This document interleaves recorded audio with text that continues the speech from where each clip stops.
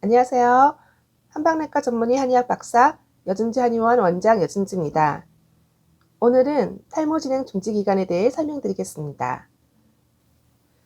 탈모는 모발이 빠지는 수가 나는 수보다 많은 상태이고 모발이 점점 가늘어지면서 모발의 수명이 줄어드는 상태입니다. 이렇게 되면 성장기 모발 비율과 휴지기 모발 비율이 정상에서 탈모 상태로 변화되게 되는데요. 원래는 휴지기 모발 비율이 10에서 14% 정도가 정상이지만 탈모가 진행하게 되면은 휴지기 모발이 20% 이상 늘어나는 경우가 많습니다.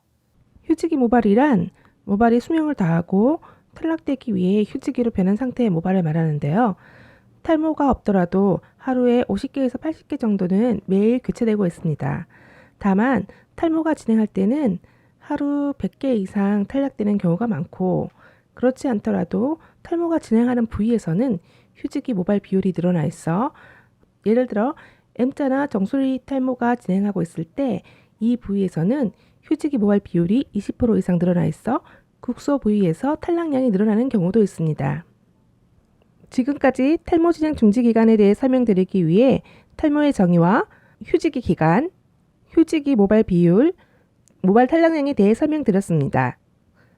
결론적으로 탈모 진행 중지에 소요되는 기간은 휴지기가 비정상적으로 높아졌던 것이 정상으로 회복되는 데 걸리는 시간인데 일반적으로 3개월에서 6개월 정도 걸립니다. 이렇게 기간이 많이 소요되는 이유는 모발의 휴지기 기간이 앞서 설명드린 바와 같이 3개월에서 5개월 정도 길기 때문인데요.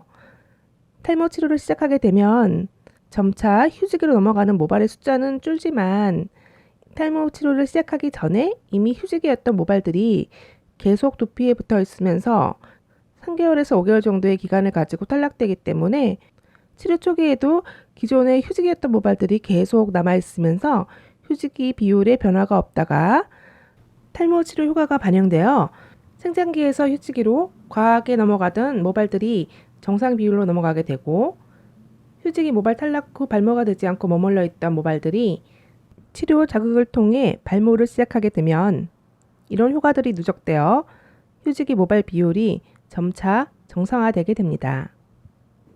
하지만 모발의 휴지기 기간이 3개월에서 5개월 정도로 굉장히 길기 때문에 치료 자극으로 휴지기로 넘어가는 모발의 비율이 줄더라도 이것이 누적되어 정상 휴지기 모발 비율로 안착되는 데는 최소 3개월 정도는 걸리게 되고, 치료 초기에 휴지기 모발 비율이 30% 이상으로 높았던 분들은 3개월 차쯤에는 20% 근처까지, 그리고 한 4개월, 5개월 차쯤에는 점차 20% 이하로 줄어들어 정상 비율로 회복되게 됩니다.